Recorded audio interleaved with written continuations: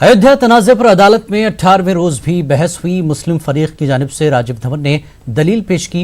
राजीव धवन ने बहस के दौरान कहा कि हिंदू फरीक का दावा है कि राम की पैदाइश बीच वाली गुंबद के नीचे हुई थी, जबकि मुस्लिम फरीक का कहना है कि आप ये कैसे कह सकते हैं कि राम उसी गुंबद के नीचे पैदा हुए थे।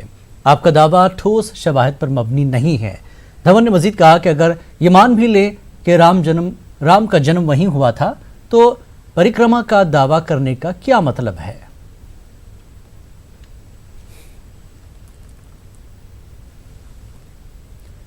सतलज यमुना लिंक कनाल यानी SYL मामले की आज सुप्रीम कोर्ट में समाअत हुई। कोर्ट ने मामले को 4 महीने के लिए टाल दिया। मजीद जानकारी दे रहे हैं हमारे नुमाइंदे सुशील पांडे। के मामले पर सुप्रीम कोर्ट में अहम सुनवाई हुई। सुनवाई के दौरान सुप्रीम कोर्ट का एक बड़ा ऑब्जर्वेशन, सुप्रीम कोर्ट ने यह कहा कि हम ये चाहते हैं कि इस समस्या का समाधान जल्द से जल्द हो। वहीं केंद्र सरकार की तरफ से अटॉर्नी जनरल सुप्रीम कोर्ट में पेश होकर उन्होंने कहा कि वो दोनों राज्य सरकारें यानी कि हरियाणा और पंजाब के संपर्क में हैं, लिहाजा इस समाधान को कंप्लीट करने के लिए उन्हें 3 महीने का समय दिया जाए। सुप्रीम कोर्ट ने केंद्र सरकार के वकील अटॉर्नी जनरल से यह कहा कि हम आपको 3 महीने के बजाय 4 महीने का समय देते हैं, लेकिन जब भी आप सुप्रीम कोर्ट में अब आएं, इस पूरी समस्या का समाधान लेके आए। वहीं हरियाणा सरकार ने सुप्रीम कोर्ट में अपनी दलील देते हुए ये कहा कि वो ये चाहते हैं कि इस पूरे मामले में सुप्रीम कोर्ट एक टाइमलाइन तय करे, ताकि इस टाइमलाइन के तहत इस समस्या का समाधान हो। अनंत काल तक सुप्रीम कोर्ट में इस मामले की सुनवाई ना चले, लेकिन आज की जो बड़ी बात है वो यही है कि केंद्र सरकार ने सुप्रीम कोर्ट में यह आश्वस्त किया कि वो दोनों राज्य सरकारों के संपर्क में हैं और जल्द से जल्द इस समस्या का समाधान निकाला जा सकता है। हालांकि सुप्रीम कोर्ट ने SYL मामले की सुनवाई 4 महीने के लिए टाल दी है, तो अब देखना यह होगा कि 4 महीने के बाद जब सुप्रीम कोर्ट इस मामले की सुनवाई करेगा, तो क्या दोनों राज्य सरकारें इस समाधान के साथ सुप्रीम कोर्ट में आती हैं या फिर नहीं। कैमरामैन दीपक बिष्ट के साथ सुशील पांडे, न्यूज़ 18 दिल्ली। NRC पर JDU MLC गुलाम रसूल बलियावी ने बड़ा बयान दिया है। उनका कहना है कि अगर किसी मखसूस धर्म को निशाना बनाकर NRC की फहरिस्त तैयार की जा रही है, तो ये NRC के मकसद के मुनाफी है। उन्होंने न्यूज़ 18 से खुसूसी बातचीत के दौरान इन ख्यालात का इजहार किया। MLC गुलाम रसूल बलियावी से सर, NRC लागू हुआ असम में, उसके बाद अब मांग उठ रही है कि बिहार में भी लागू होना चाहिए, झारखंड में भी लागू होना चाहिए। खासतौर से बिहार का जो सीमांचल का एरिया है और झारखंड का जो सटा हुआ एरिया है बंगाल से, उसको लेकर के सवाल उठ रहे हैं। अगर किसी धर्म विशेष के लोगों को टारगेट कराकर NRC कराई जा रही है, तो ये NRC नहीं हो रही है, राष्ट्र के साथ मजाक हो रहा है। और रह गई बात किशनगंज, पूर्णिया, अररिया, कटिहार, तो हमको नहीं लगता है कि किसी का पैर कांप रहा है। और जिन लोगों ने NRC को पूरे तामझाम के साथ राष्ट्र का मुद्दा बनाया, ठीक है, वहाँ के गरीबों के, वहाँ के किसानों के, वहाँ को मजदूरों को डॉक्यूमेंट्स जमा करने में प्रॉब्लम हुआ है। और आज जिन लोगों ने NRC को मुद्दा बनाया, वो खुद ही तरह तरह की बातें कर रहे हैं। वो खुद संतुष्ट हैं तो कुछ नहीं है। बिहार में NRC नहीं, पूरे देश में NRC हो, भाग कौन रहा है। लेकिन ये भी तय करना पड़ेगा कि जो अफगानिस्तान से आए, जो बांग्लादेश से आए या जो सिंध से आए, उन लोगों को उस देश में भेजने की भी क्षमता होनी चाहिए। और अगर धर्म विशेष को टारगेट किया जा रहा है, तो ये देश के बहुसंख्यक भाइयों के साथ धोखा किया जा रहा है।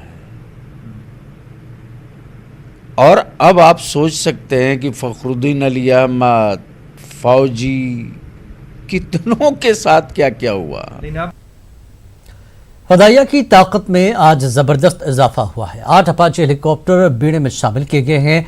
पठानकोट एयरफोर्स स्टेशन पर प्रोग्राम का इनेकाद हुआ, जिसमें BS धनोआ ने खिताब करते हुए कहा कि अपाचे हेलीकॉप्टर्स तमाम बड़े बड़े ऑपरेशंस अंजाम देने की सलाहियत रखते हैं।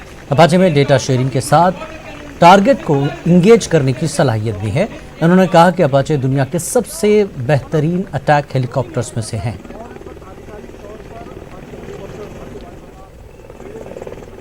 Apache helicopter is an advanced multi-mission helicopter that is being operated worldwide by the United States, United Kingdom, Israel and many number of countries. The platform has been flying since the beginning of 80s and has proved itself an operational success across the globe. It's one of the most fierce attack helicopters in the world, along with the capability to shoot, fire and forget anti-tank guided missiles, rockets and other ammunition. The change that it gets into the Indian Air Force, it has an air-to-air missile capability. That's why it gives us also an air-to-air mission with a helicopter, which is for the first time in the history of the IAF.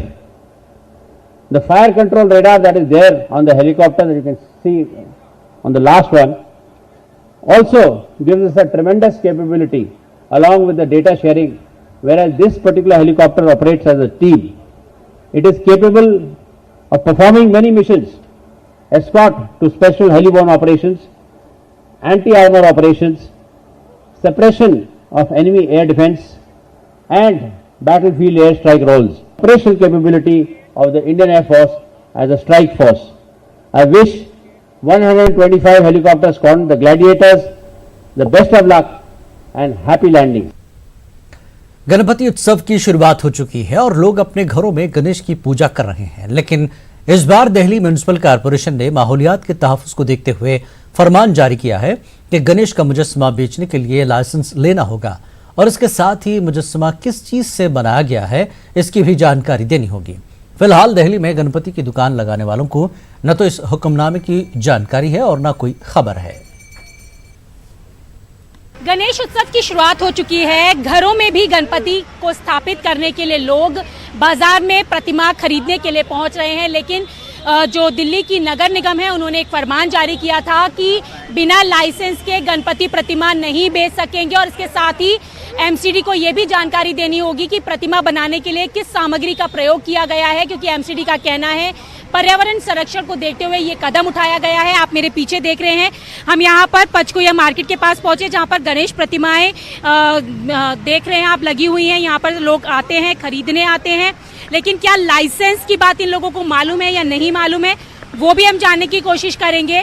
यहाँ आप देख रहे हैं कि तमाम जो लोग हैं प्रतिमाएं खरीदने आ रहे हैं, लेकिन लाइसेंस की बात किसी को नहीं पता। उनका कहना है कि इस तरीके की कोई जानकारी उन लोगों के पास नहीं आई है।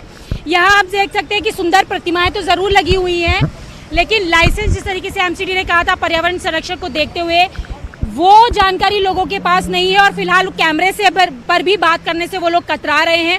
उनका कहना है कि अगले साल के लिए जरूर इस तरीके की बात कही गई है, लेकिन जिस तरीके की बात साउथ एमसीडी कर रहा था कि लाइसेंस लेना जरूरी होगा, लेकिन अगर जमीनी हकीकत के तौर पर देखें तो यहाँ पर लाइसेंस के बारे में ना तो लोगों को पता है और ना ही इस तरीके की कोई सूचना उन लोगों के पास आई है। कैमरा पर्सन रमेश रत्नाकर के साथ रचना, न्यूज़ 18 दिल्ली। गाजियाबाद के मोदी नगर इलाके में वाक़ डिग्री कॉलेज के अंदर तलबा के गिरोह में झड़प हो गई। झगड़ा ज्यादा बढ़ने के बाद वहां पर फायरिंग भी हुई, जिसमें 2 तलबा जख्मी हो गए। तलबा को मेरठ के अस्पताल में दाखिल कराया गया है। एक तालिब इल्म के पैर में गोली लगी है, वहीं दूसरे तालिब इल्म के हाथ में गोली लगी। कहा जा रहा है कि अपनी बरतरी कायम करने को लेकर यह झगड़ा हुआ था।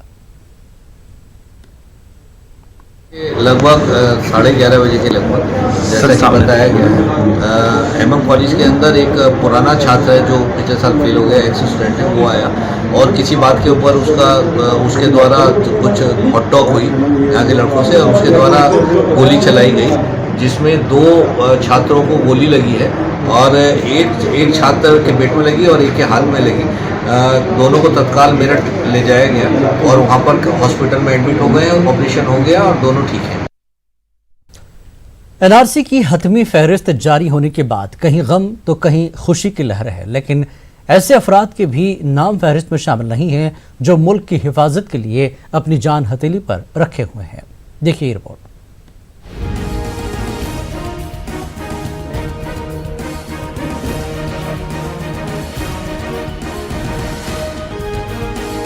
एनआरसी के फाइनल लिस्ट में नाम न आने का गम ऐसा है जिसे बयां नहीं किया जा सकता। जिनके नाम फहरिस्त में शामिल नहीं हुए हैं उनके घरों में मातम है। आसाम के बारपेटा जिले में एक गांव सरो हारिद है जिसे फौजी गांव के नाम से भी जाना जाता है, क्योंकि इस गांव के 200 खानदानों में से 20 खानदान ऐसे हैं जो मुल्क की हिफाजत में तैनात हैं, लेकिन एनआरसी के मुताबिक उनकी वतनियत पर ही सवाल खड़े कर दिए गए हैं। मैं 2010 में इंडियन आर्मी में भर्ती हुआ हूँ। मेरा छोटा वाला भाई जो ये 2003 में भर्ती हुआ है, 2014 में भर्ती हुआ है। हम लोग भर्ती होने से पहले हम लोग फैमिली का पूरा एनआरसी, जो मेरा पिताजी का एनआरसी है 1951 का, वो दिया हुआ है। मेरा पिताजी का वोटर लिस्ट है 1970 का, मेरे दादाजी का वोटर लिस्ट है 1960 का। उनका मेरा पूरा परिवार का डाटा दिया हुआ है और एसपी, लोकल पुलिस स्टेशन और डीसी के थ्रू पूरा वेरिफिकेशन दिया हुआ है। दिलबर हुसैन की फैमिली भी इसी कश्मकश की शिकार है कि वो मुल्क की हिफाजत में तैनात हो या फिर एनआरसी में अपने नाम शामिल कराने के लिए भाग दौड़ करे। तो अभी ड्यूटी पे जाओ क्या नहीं जाओ, क्या मैं घर का प्रॉब्लम समाप्त करूँ या ड्यूटी पे जाऊँ? घर पे सर ऐसा प्रॉब्लम आ रहा है, हम जो जुबान से नहीं बोल रहे, हम खाना पीना सब कुछ, मतलब ऐसा लग रहा है हम किस लिए जी रहा है। हम इंडियन सिटीजन कहने का लायक नहीं है, तो फिर हम किस लिए यहाँ पे इस धरती पे किस लिए रह रहे हो। सवाल ये है कि जब फौज में तकारुरी हुई, सारे कागजात उसी वक्त देख लिए गए, हर तरह की जांच हुई, तो फिर अब क्यों उनकी शनाख्त पर सवाल उठ रहे हैं? कोर्ट से केस बेस करके सॉल्व करके जजमेंट मिला है। मेरे भाई का मिला है, मेरा मदर का मिला है, मेरा ब्रदर का और भी मिला है जो 93 में भर्ती हुआ था आर्मी में, लेकिन 2003 में बोला जा रहा है कि 2003 में ये लोग बांग्लादेश से घुसपैठ आए। लेकिन मेरा जो आर्मी में बड़ा वाला भाई है, नायक सूबेदार है, वो 93 में भर्ती हुआ था, तो कैसे 2003 में दूसरा कंट्री से आया था। दिलबर हुसैन के खानदान के इस गम में तमाम गाँव के लोग शामिल हैं। वो हुकूमत से उनके लिए मुतालबा कर रहे हैं कि एनआरसी में इस खानदान का नाम शामिल किया जाए। हम इसे जो असम गवर्नमेंट को एक रिक्वेस्ट करता हूँ, जो देश के लिए लड़ाई करता है उसको फैमिली को तो वेरीफाई करके उसको नौकरी मिला था ना, इसलिए हम इसे रिक्वेस्ट करता हूँ जो वो फैमिली का एनआरसी में नाम अब जल्दी उसको इनक्लूड कर दीजिए। ये हमारा गांव का, ये हम एक मामूली आदमी है, यही रिक्वेस्ट करता हूँ। एनआरसी के फाइनल लिस्ट में जब फौजी खानदान का नाम नहीं शामिल हो सका, जब हिंदुस्तान के साबिक सदर जमहूरिया फखरुद्दीन अली अहमद के अहले खाना का नाम एनआरसी की हतमी फहरिस्त से गायब है, तो यकीनन अफसोसनाक है। Bureau report, news 18 Urdu. और भाई रुख करते हैं एमपी छत्तीसगढ़ की खबरों का। वजीर उमंग संघार ने दिग्विजय सिंह के खिलाफ खोला मोर्चा। दिग्विजय सिंह पर सरकार को ब्लैकमेल करने का लगाया इल्जाम, कहा पर्दे के पीछे से हो रही हैं तकर्रुनियां। वजीर सेहत ने आंख फोड़वा कांड मुतासरा लोगों से की मुलाकात, कहा मरीजों की आंखों को रोशनी धीरे धीरे आ रही है वापस। मनी लॉन्ड्रिंग का मामला, धोखाधड़ी के इल्जाम में अमित जोगी गिरफ्तार। छत्तीसगढ़ के साबिक वजीर आला अजीत जोगी के बेटे हैं अमित जोगी।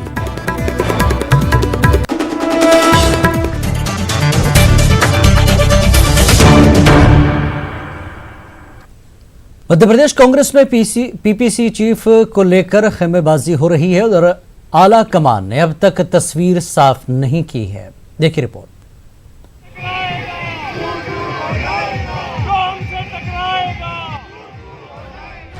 कांग्रेस में प्रेशर पॉलिटिक्स बढ़ती जा रही है।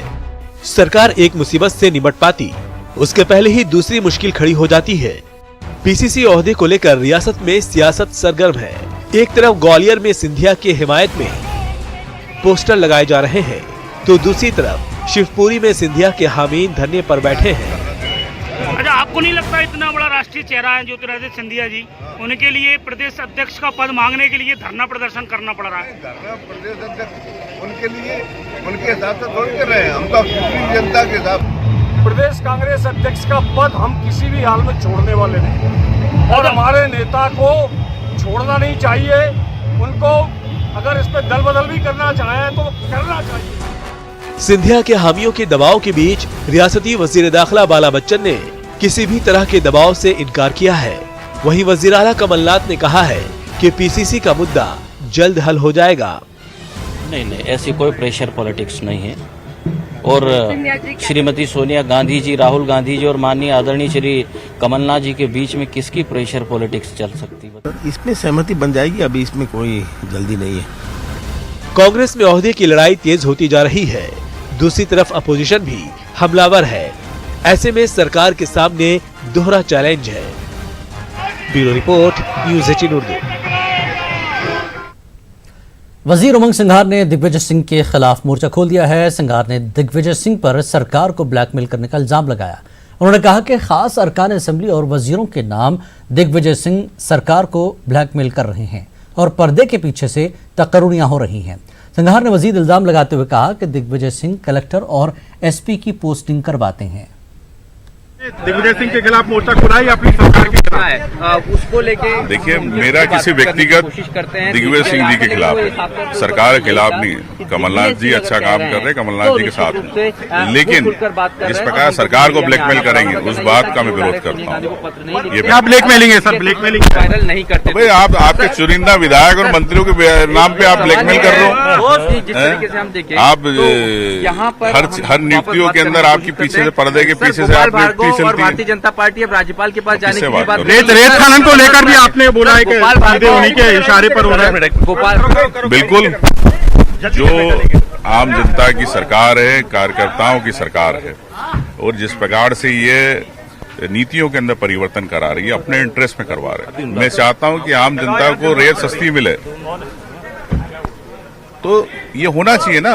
ये क्यों अपने ठेकेदारों को घुसेड़ते पीछे से, क्यों अपने सरकार पे दबाव बनाते? गोपाल पोस्टिंग को लेकर भी सबदूर कलेक्टर एसपी की पोस्टिंग ये करवाते हैं। मैं तो सूची दे दूं इस प्रकार से। अरुण यादव का ट्वीट आया है, उन्होंने कहा है कि हमने जिसके खिलाफ संघर्ष किया उसका सरकार मिलने के बाद ये हाल हो रहा है उस पार्टी का, सरकार का। देखिए, अरुण यादव जी की मैं टिप्पणी पे मैं कहना नहीं चाहूंगा, वो हमारे बड़े भाई है क्या, लेकिन जो मेरे को लगा वो मैंने सच कहा। गोपाल ने दिग्विजय सिंह को समय भी दिया है मिलने का? बिल्कुल, आज उनको समय दिया है मिलने का। उन्होंने समय मांगा था तो मैंने उनको साधारण आमंत्रित चाय पे कहा, बुलाया, तो उनके काम भी उनको बताएंगे और जो उनके सुधार। आपके साथ कोई और भी मंत्री है?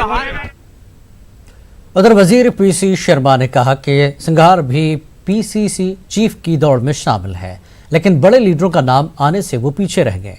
इसी वजह से इस तरह के बयान दे रहे हैं कि सोनिया जी हमारी राष्ट्रीय अध्यक्ष है, पत्र लिखा वहाँ तक ठीक है, लेकिन उसको वायरल करना कहीं उचित नहीं है। और जहाँ तक सवाल है कि मध्य प्रदेश कांग्रेस के अध्यक्ष हैं कमलनाथ जी और मुख्यमंत्री भी हैं, कोई भी किसी को कहीं कोई आपत्ति है पहले उनको लिखना चाहिए, वो निराकरण करेंगे। अगर वो कोई चीज़ न हो तो ऊपर जा सकता है। और मैं समझता हूँ कि मध्य प्रदेश में हर चीज़ का निराकरण, हर समस्या का निराकरण करने के लिए मुख्यमंत्री कमलनाथ जी जो सरकार पूरी ताकत से चला रहे हैं वो सक्षम हैं।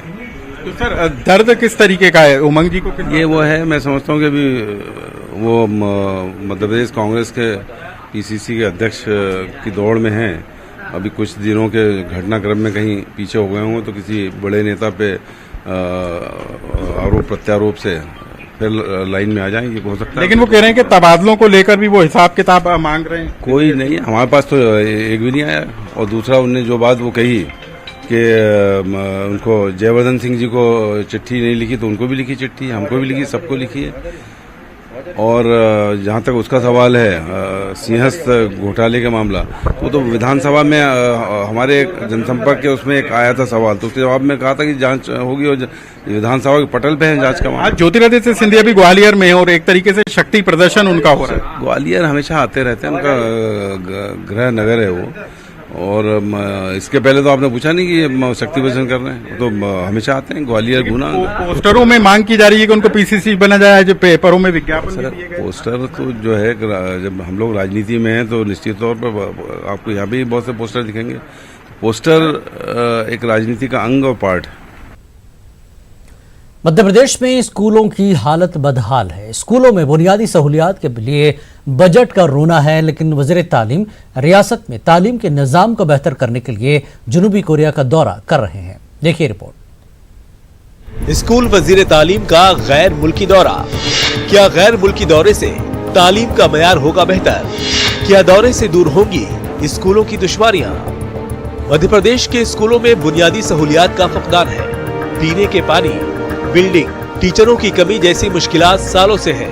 एक तरफ बुनियादी सहूलियात के लिए बजट की कमी है, वहीं ऐसे में बार बार अफसरों का गैर मुल्की दौरा तालीमी निजाम को बेहतर करने के लिए किया जा रहा है।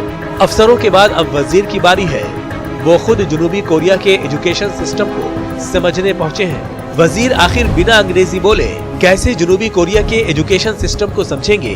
क्या सिर्फ अफसरों के भरोसे ही वो जनूबी कोरिया के तालीमी निजाम को समझने गए हैं? 4 दिनों तक 35 अफसरों की जमात कोरिया में सिस्टम को समझेगी।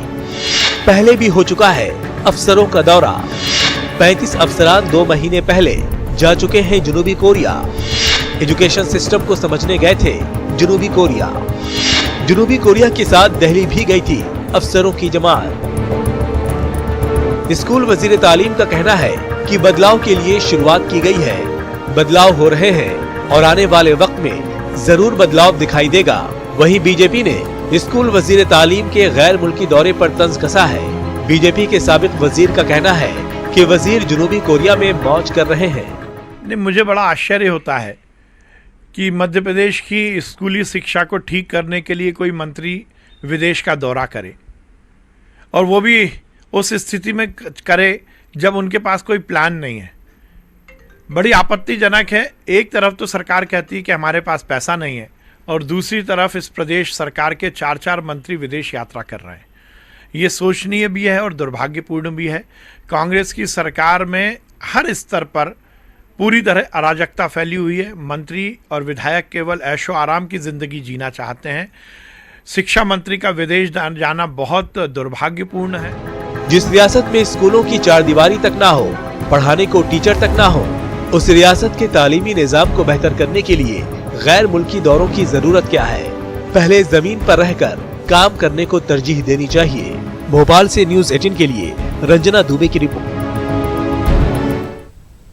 वज़ीर आला कमलनाथ के हुक्म पर वज़ीर सेहत इंदौर के आंख पुड़वा कांड मुतासरा लोगों से मिलने अस्पताल पहुंचे।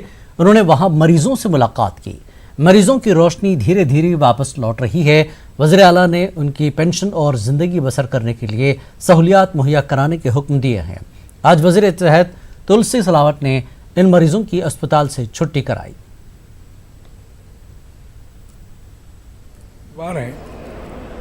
सरकार से, मुख्यमंत्री से ही बात करूंगा मैं कि इनकी क्या सुविधाएं हम उपलब्ध करा सकते हैं। अभी मैंने धार कलेक्टर से बात की।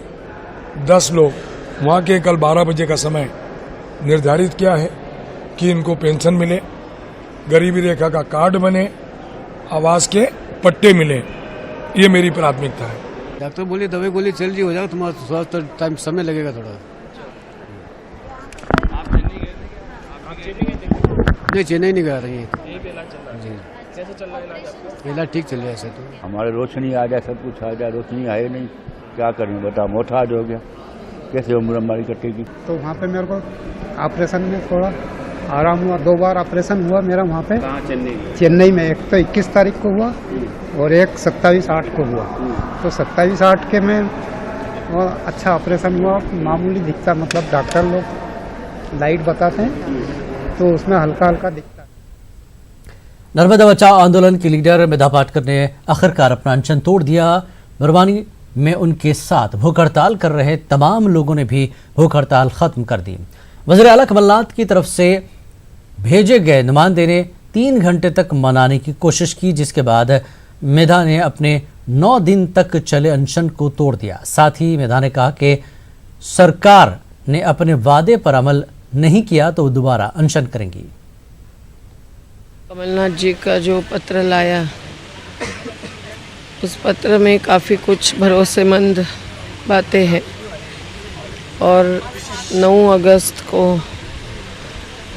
सितंबर को जो बैठक भोपाल में रख रहे हैं, उसमें हमारे 30 से अधिक मुद्दों पर जो जवाब दिए हैं जो हमें नामंजूर है, उन पर पुनर्विचार करने का आश्वासन दिया है। बहुत सारी बातों पर बातचीत हुई। सब पर तो होना संभव नहीं था, पर बहुत सारी बातचीत हुई और उससे स्पष्ट हो गया कि कुल मिलाकर सब बातों में एक नए सिरे से सोचने विचारने की जरूरत है। छत्तीसगढ़ के साबिक वजीर आला अजीत जोगी के बेटे को गिरफ्तार किया गया है। साबिक रुकन असेंबली अमित जोगी को धोखाधड़ी के मामले में गिरफ्तार किया गया है। इस दौरान जोगी के बंगले पर भारी तादाद में उनके हामी मौजूद रहे।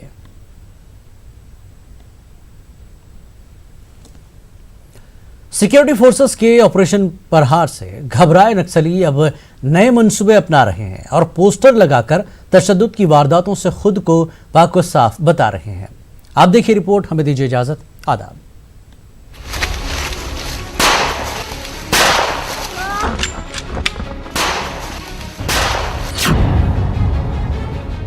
नक्सलगढ़ की ये तस्वीरें नक्सलियों के बैकफुट पर आने की कहानी बयां कर रही है। फौज की लगातार कोशिश से नक्सलियों की कमर पहले टूट चुकी थी, तो दूसरी तरफ अवाम के मददगार बनने का नक्सलियों का मंसूबा भी मुकम्मल नहीं हो सका है। इसलिए अब नक्सली पोस्टर के जरिए अपनी इमेज बेहतर करने की कोशिश कर रहे हैं। नक्सली पोस्टर के जरिए से नक्सली इलाकों में होने वाली वारदातों के लिए पुलिस जवानों को कसूरवार ठहरा रहे हैं और अपने आप को पाक साफ बता रहे हैं। उधर सियासी जमातों के साथ साथ आम लोग भी नक्सलियों के इस नए कदम को घबराहट और छटपटाहट करार दे रहे हैं। बीजेपी नक्सलियों की इस साजिश को उनकी घिनौनी हरकत और नई चाल बता रही है। नक्सलवादियों का सच आदिवासी समाज जानने लगा है। सुरक्षा बल के जवान, पुलिस के जवान सही मुठभेड़ करते हैं और उन पर आरोप लगाना नक्सलवादियों का गलत है। नक्सलवाद पूरी तरह से हत्यारे और डकैत हैं। वो अपनी अब इमेज सुधारना चाहते हैं असलियत पता करने के बाद, इसलिए उन्होंने पोस्टर्स लगाए हैं। नक्सलवाद का पुरजोर विरोध करना चाहिए। तो जोगी कांग्रेस ने इंटेलिजेंस सिस्टम को मजबूत कर नक्सलियों पर और नकेल कसने की बात कही है, ताकि ऐसी हरकतों से पहले ही नक्सलियों को रंगे हाथ पकड़ा जा सके।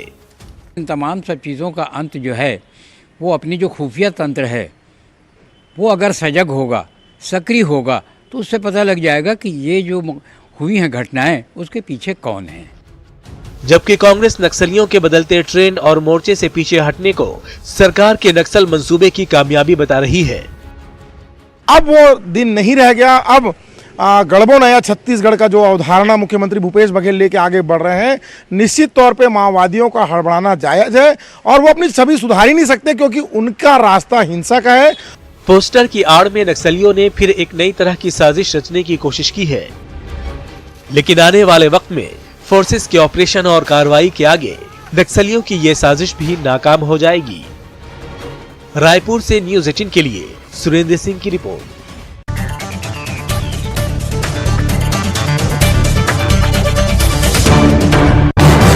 इस न्यूज हेडलाइंस के